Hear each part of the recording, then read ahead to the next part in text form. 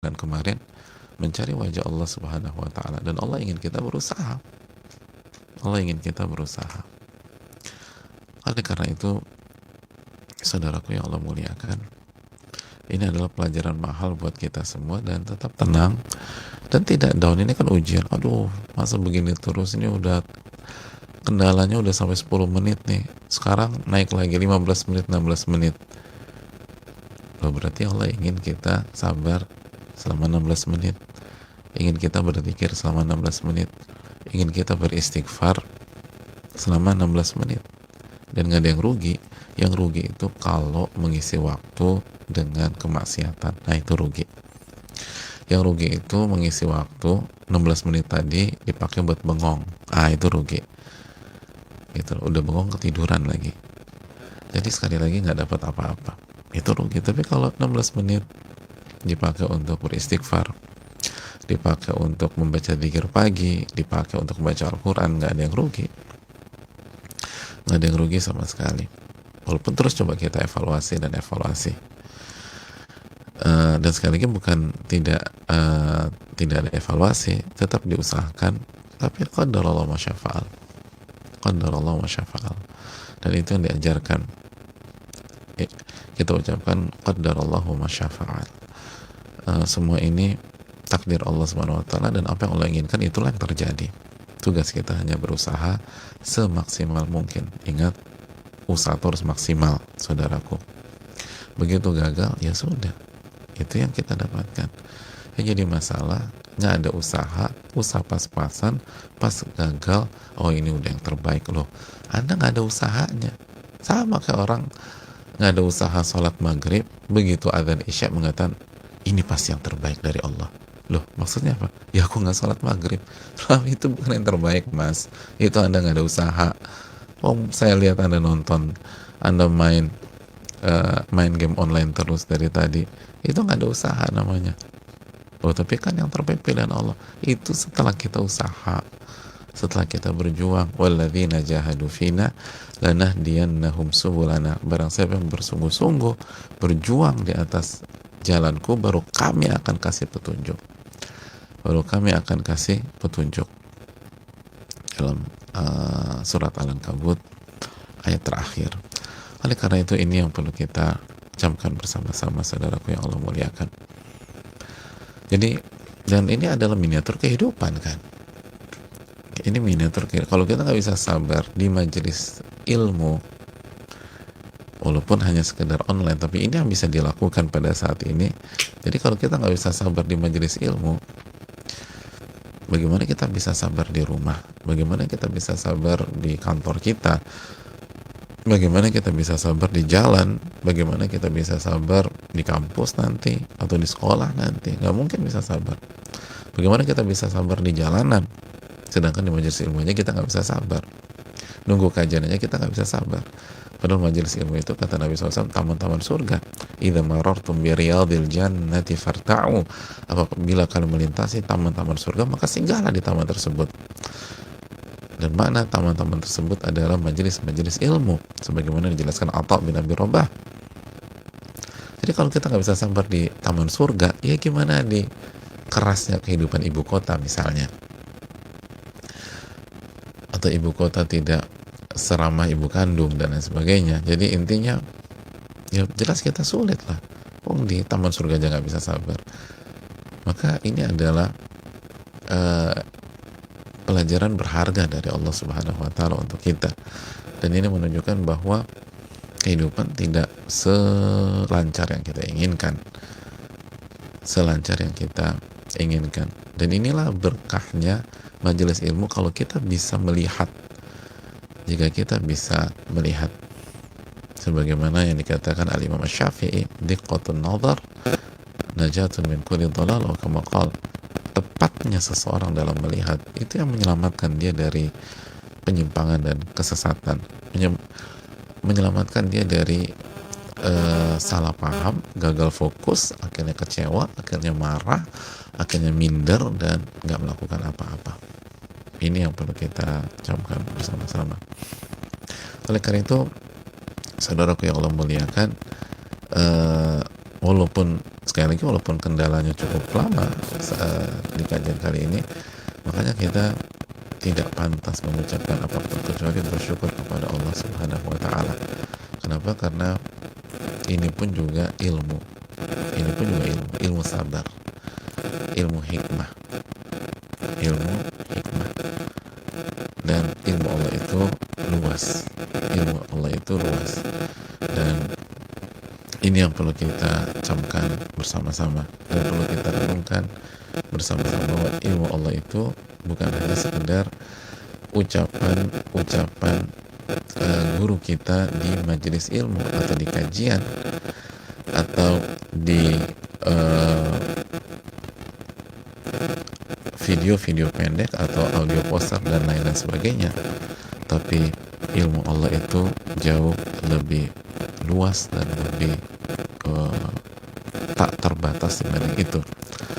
Di antaranya Allah berfirman dalam surat Al-Baqarah ayat 282, wattaqullah wa yu'allimukumullah, dan bertakwalah kepada Allah dan Allah akan ajarkan kalian ilmunya. Jadi bertakwalah kepada Allah, niscaya Allah akan ajarkan kalian. Nah, ketika ada hambatan atau kendala seperti tadi, berusaha bertakwa kepada Allah, nanti Allah akan ajarin tuh ya. Oh iya, ternyata hikmahnya begini, ternyata pelajarannya begini. Nah, itu karena bertakwa. Ketika ada kendala, bertakwa, nggak emosi. Tapi begitu ada kendala, ada masalah teknis seperti tadi, emosi, nggak diajarin ilmu sama Allah. Kalau ada kendala itu marah-marah, nggak diajarkan ilmu sama Allah Subhanahu wa taala. Jadi ini pelajaran berharga buat kita. Wattaqullah wa yu'allimukumullah. Ini yang perlu kita camkan, ini yang perlu kita renungkan. Ya.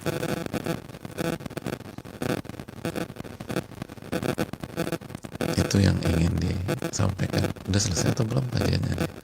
Ternyata kita belum masuk ke poin kita, tapi nggak apa-apa. Itu pelajaran berharga buat kita. Selanjutnya, saudaraku, salawat dan salam semoga senantiasa tercurahkan kepada junjungan kita Nabi kita Muhammadin sallallahu alaihi wasallam beserta para keluarga, para sahabat, dan orang-orang yang istiqomah berjalan di bawah naungan sunnah beliau sampai hari kiamat kelak. Saudaraku yang Allah muliakan, kayaknya kita harus punya plan B. Kita nggak bisa menyelesaikan hadis besar ini di pertemuan kali ini karena hadis ini begitu luar biasa, dan kita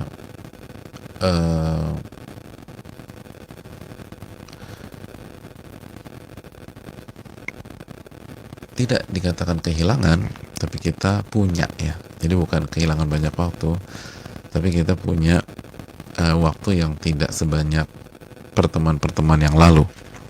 Oleh karena itu, dengan meminta pertolongan kepada Allah, kita mulai, tapi kita tidak bisa tuntaskan pada pertemuan ini. Ya, berkata Al-Imam Yahya bin Sharaf bin Murri bin Hasan bin Hussein bin Muhammad Abu Zakaria, atau yang biasa dikenal dengan nama Al-Imam An-Nawawi rahimahullahu ta'ala, dalam kitab beliau Riyadhus Shalihin, dan semoga Allah Subhanahu wa ta'ala merahmati beliau, mengampuni segala khilaf beliau, meningkatkan derajat beliau,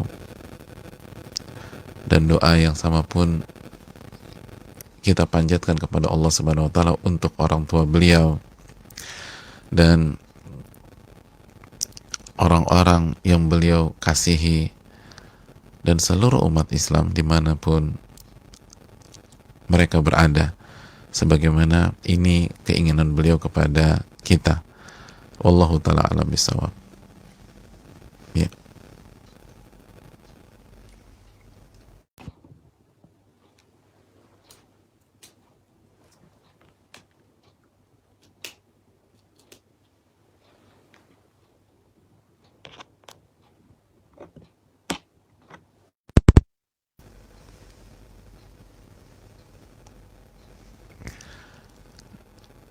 Ya, saudaraku yang Allah muliakan, rasanya ada kendala lagi ya. Kendala suara. Ya, alhamdulillah uh, sudah dimudahkan oleh Allah Subhanahu wa taala. Dari tadi ada kendala suara. Hah?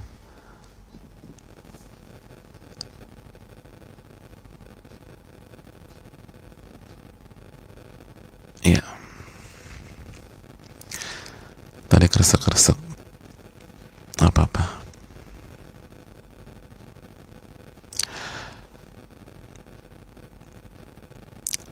Hadirin yang Allah muliakan, ya sekali lagi berkata Imam An-Nawawi rahimahullahu ta'ala, semoga Allah merahmati beliau, semoga Allah merahmati kedua orang tua beliau, orang-orang yang beliau kasihi, dan seluruh umat Islam yang ada, sebagaimana permintaan dan edukasi beliau kepada kita agar senantiasa beradab kepada guru dan sosok yang telah memberikan ilmu kepada kita. Kita doakan, kita berbuat baik kepada beliau, lalu orang tua, dan kita doakan juga orang-orang yang beliau kasihi dan seluruh umat Islam. Hadirin yang Allah muliakan, berkata Al-Imam An-Nawawi rahimahullahu ta'ala, hadis yang pertama, an Amiril Mu'minin Abi Hafs Umar bin Al-Khattab bin Nufail bin Abdul Uzza bin Riyah bin Abdullah bin Qurt bin Razah bin Adi bin Ka'ab bin Nu'ay bin Ghalib Al-Qurashi Al-Adawi radhiyallahu ta'ala anhu qala sami'tu Rasulullah sallallahu alaihi wasallam yaqul innamal a'malu binniyat wa innamal likulli imri'in ma nawa faman kanat hijratuhu ila Allah wa rasulih fahijratuhu ila Allah wa rasulih wa man kanat hijratuhu lidunya yusibuha aw imra'atin yankihuha fahijratuhu ila ma hajara ilaih, muttafaqun ala sihhatih. Saudaraku yang Allah muliakan, dari Amirul Mukminin Abu Hafs Umar bin Khattab radhiyallahu ta'ala an, beliau berkata, sami'tu Rasulullah sallallahu alaihi wasallam, bahwa beliau bersabda, innamal a'malu binniyat, sesungguhnya amal itu tergantung niatnya. Sesungguhnya amal-amal itu tergantung niatnya.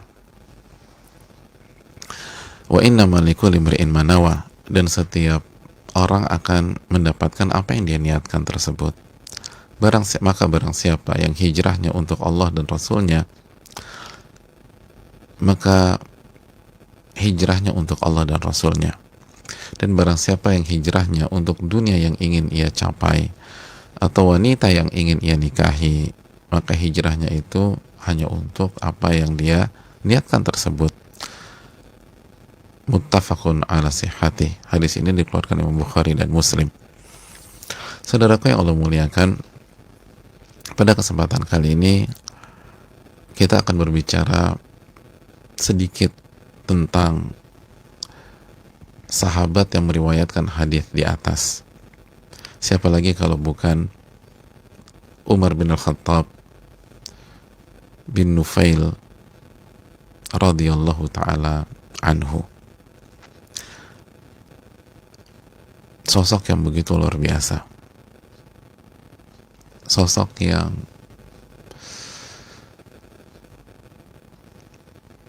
penuh dengan keindahan, penuh dengan mutiara-mutiara kehidupan.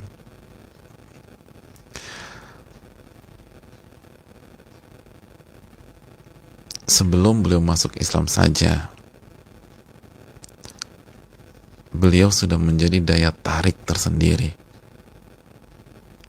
sehingga Nabi kita SAW ingin agar beliau masuk Islam secara khusus. Jadi beliau dengan segala daya tariknya, dengan segala kelebihan. Betul, beliau keras dengan umat Islam, tapi di sisi lain beliau adalah mutiara. Segala potensi kebaikan itu dilihat oleh Rasul Sallallahu Alaihi Wasallam. Sehingga walaupun beliau keras kepada orang Islam, beliau keras kepada orang-orang beriman pada saat itu,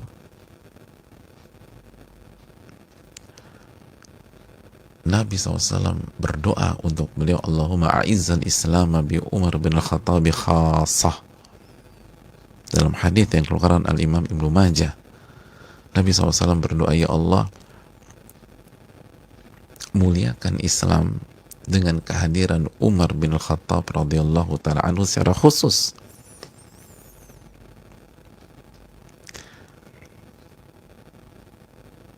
Bayangkan, padahal beliau masih kafir pada saat itu, keras dengan orang-orang yang beriman dan terpandang. Kata Allah, lahu sifaru fihim. Beliau itu punya kedudukan, beliau pejabat. Kata para ulama, jabatan beliau kalau diaktualisasikan pada hari ini, fakana yushbihu wazirul kharijiyah fi asrina. Kejabatan beliau pada saat itu, pada saat beliau di masa jahiliyah, itu seperti menteri luar negeri pada hari ini. Jadi beliau itu menteri luar negeri, terpandang.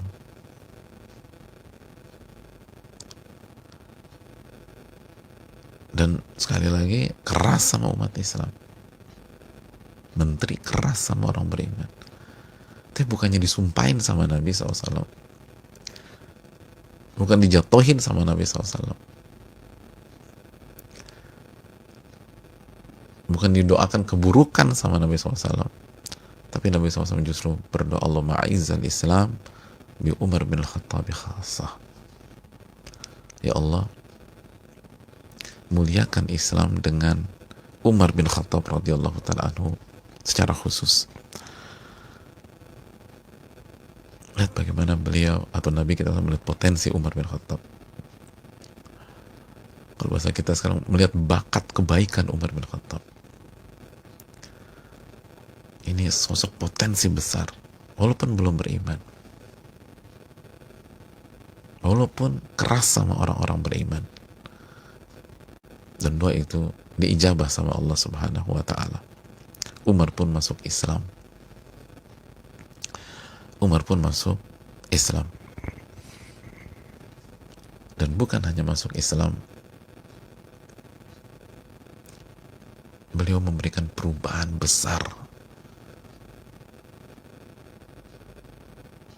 di peta dakwah umat Islam pada saat itu.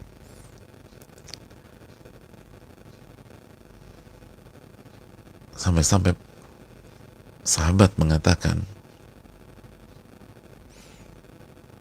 seperti Abdullah bin Mas'ud radhiyallahu ta'ala anhu, ma zilna a'izza mundu aslama Umar. Kita senantiasa mulia semenjak masuk Islamnya Umar bin Khattab radhiyallahu ta'ala anhu.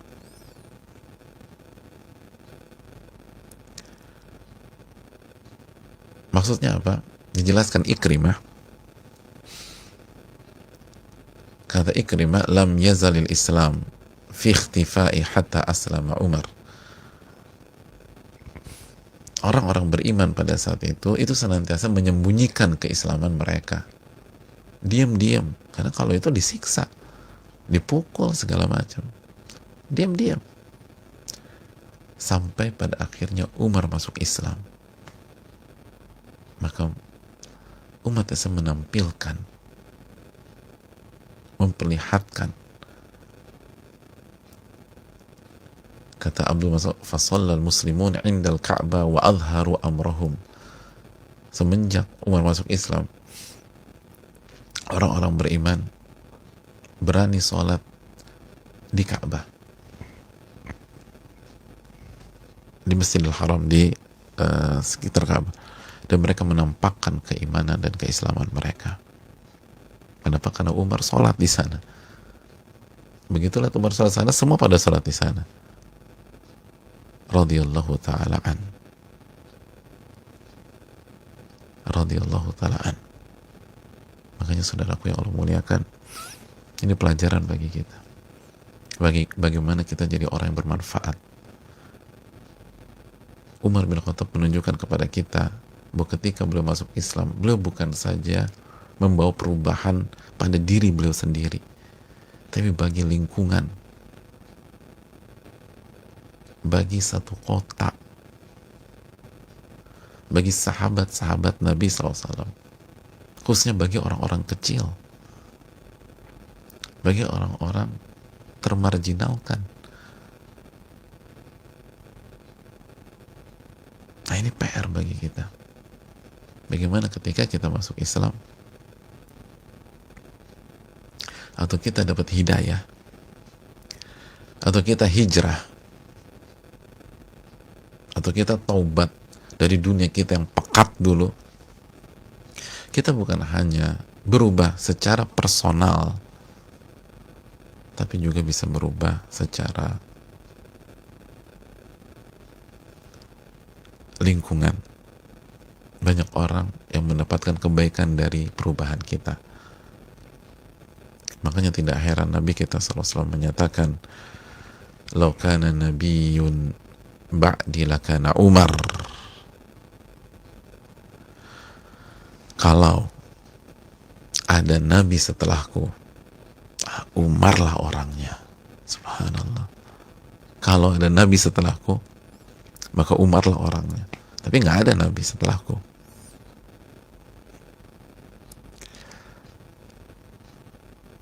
Ini sahabat yang meriwayatkan hadis kita. Luar biasa, saudara.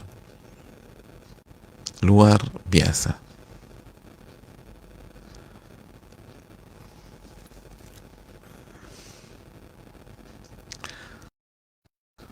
Dan beliau khalifah kedua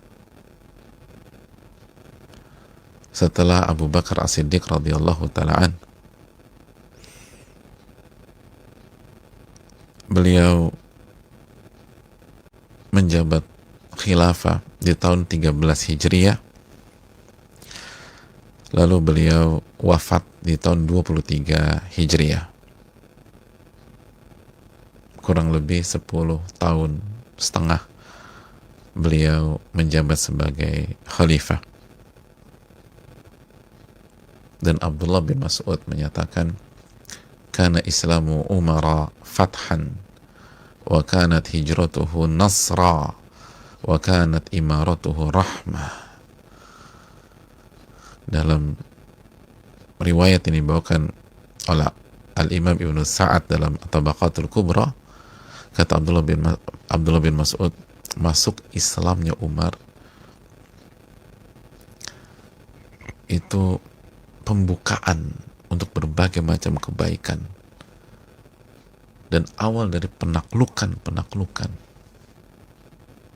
Jadi masuk Islam itu merubah peta. Tadi yang awalnya sembunyi-sembunyi, dihina, terpuruk, dikerdilkan, itu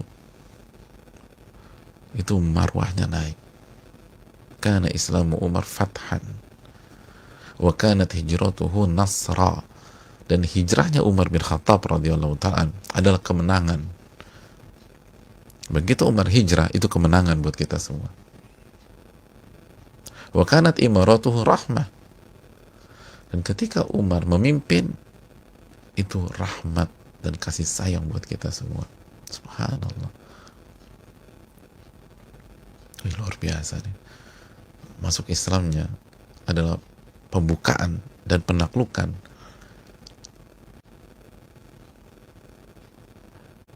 Pembukaan dari berbagai macam kebaikan dan kemenangan terhadap musuh-musuh Allah Subhanahu wa ta'ala.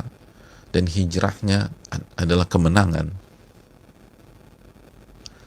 Dan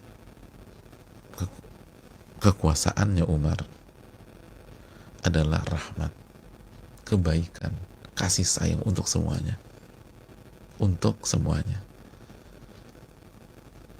Dan ini luar biasa, dan ini luar biasa, dan butuh serial untuk membahas beliau, bukan satu kajian, bukan dua kajian, bukan tiga kajian, serial. Tapi paling tidak kita tahu kita bersama dengan siapa. Umar bin Khattab radhiyallahu ta'ala. Dan kuncinya dijelaskan Nabi SAW. Kok bisa ada orang kayak begitu sih? Kok bisa luar biasa demikian? Kok bisa masuk Islam, beliau perubahan drastis di tengah-tengah umat Islam. Dan ketika beliau memimpin, itu rahmat bagi semuanya. Kata Nabi SAW, Inna Allah ja'ala al-haqqa ala lisani Umar wa qalbi. Dalam hadis yang dikeluarkan al-Imam At-Tirmidzi, dinyatakan sesungguhnya Allah menjadikan kebenaran pada lisannya Umar dan hatinya Umar. Hatinya Umar dan lisan. Hati dan lisan. Itu kunci. Ini kunci. Hadis dikeluarkan Imam Tirmidzi. Ini kunci. Hati dan lisan.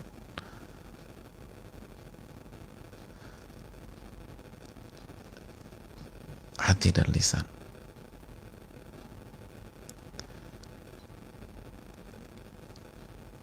Jadi walaupun Umar itu keras, itu bukan karena hati beliau rusak.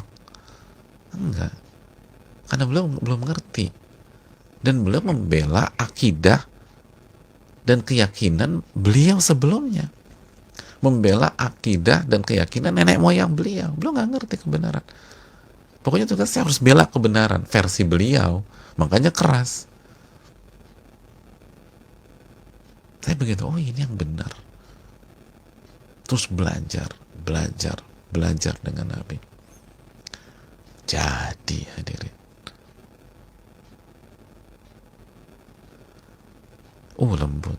Hati dan lisan Umar begitu masuk Islam luar biasa. Dan bakat itu udah ada sebelumnya. Tambah luar biasa. Diajar langsung oleh Nabi SAW. DNA itu udah ada. Potensi itu udah ada. Itu yang dilihat oleh Rasul SAW. Ini punya potensi nih.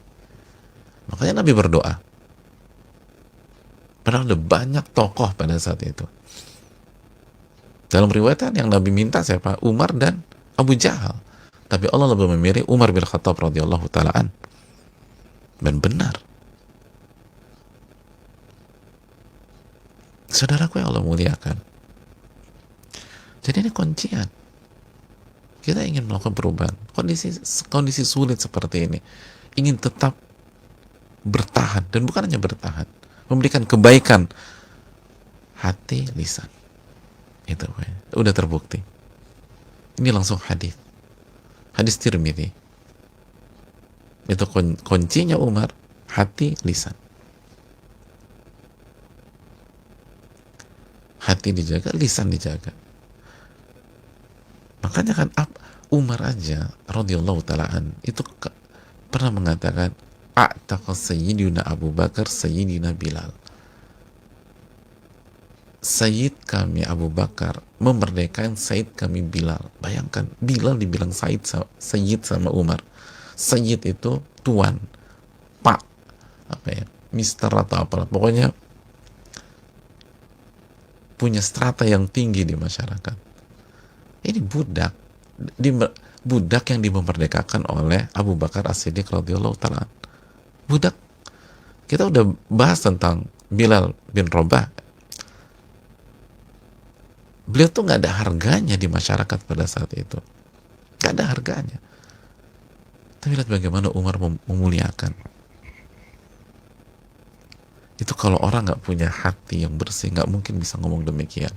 Dan hati yang bersih, lisan juga bagus. Sayyiduna.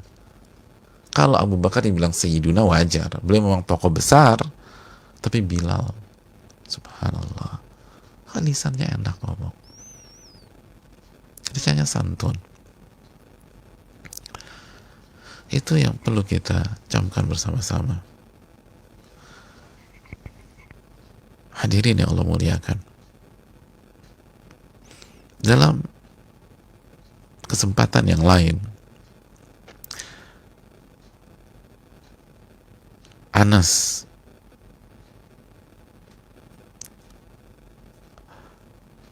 radhiyallahu ta'ala itu pernah bercerita kepada kita bahwa beliau sedang jalan dengan Umar bin Khattab radhiyallahu ta'ala. Lalu ada momen beliau dengan Umar terpisah dengan tembok, dengan dinding.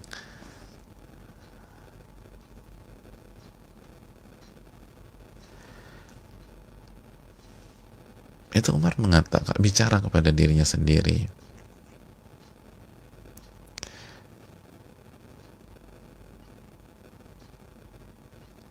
kata Umar, wallahi Bunayil Khattab, demi Allah wahai anaknya Al-Khattab, la tattaqiyanna Allah au la yu'adzibannak.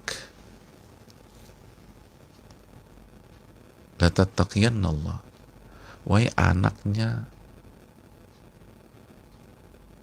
Al-Khattab. Anaknya Khattab, pada saat itu Umar sudah jadi Amirul Mukminin, udah jadi khalifah. Bicara sebenarnya, wahai Umar Al-Khattab, anaknya Khattab. Jadi dia nggak angkat dirinya, dia jatuhkan, kamu tuh cuma anaknya Al-Khattab. Hendaknya engkau bertakwa kepada Allah, atau Allah akan mengadabmu, wahai anaknya Khattab. Dan itu didengar oleh Anas bin Malik. Dan hati beliau itu luar biasa. Bertakwa kepada Allah, atau Allah akan mengadabmu. Dan gak ada siapa-siapa nih. Anas juga gak sengaja dengar. Dan kita tahu ucapan beliau yang masyhur. Kata beliau, ahabbun nasi ilai man rafa'a ilayya uyubi. Orang yang paling aku cintai adalah orang yang menyampaikan aib-aibku. Beliau tuh senang. Kenapa? Dengan disebutkan aibnya, beliau introspeksi, beliau evaluasi. Itu menunjukkan beliau gak punya kepentingan. Beliau hanya cari kebenaran. Beliau hanya berusaha untuk menunaikan amanat, tidak lebih tidak kurang. Makanya begitu dikritik beliau senang. Itu kalau orang gak punya hati yang bersih, gak bisa demikian. Itu susahnya minta ampun. Oleh karena itu, saudaraku yang Allah muliakan, itulah Umar bin Khattab radhiyallahu ta'ala anhu, sahabat yang meriwayatkan hadis innamal a'malu binniyat, yang insya Allah kita akan bahas hadisnya pada pertemuan yang akan datang insya Allah ta'ala. Dan benarlah apa yang dikatakan Abdullah bin Mas'ud, masuk Islamnya beliau adalah awal dari pembukaan kebaikan dan penaklukan, dan hijrahnya beliau adalah kemenangan dan pertolongan, dan kepemimpinan beliau adalah kasih sayang bagi seluruh rakyatnya. Dan ini pelajaran bagi kita, bagaimana kita harus memperbaiki dua hal besar di atas, hati dan lisan, karena itulah kunci orang-orang besar. Kunci orang-orang besar. Dan ini mengingat kita pada 3 ayat yang dibawakan Imam Nawawi rahimahullah sebelumnya. Walakin yanaluhu taqwa minkum, dalam surat Al-Hajj, yang sampai kepada Allah adalah ketakwaan dan keikhlasan kalian. Hati.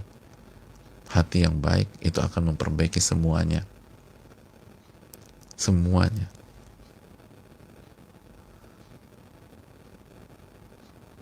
Dan saudaraku yang Allah muliakan, begitu juga dalam surat Ali Imran ayat 29, qul in tukhfu ma fi sudurikum aw tubduhu ya'lamullah. Dan apabila kalian menyembunyikan sesuatu dalam hati kalian atau kalian tampilkan, Allah Maha tahu. Allah Maha tahu.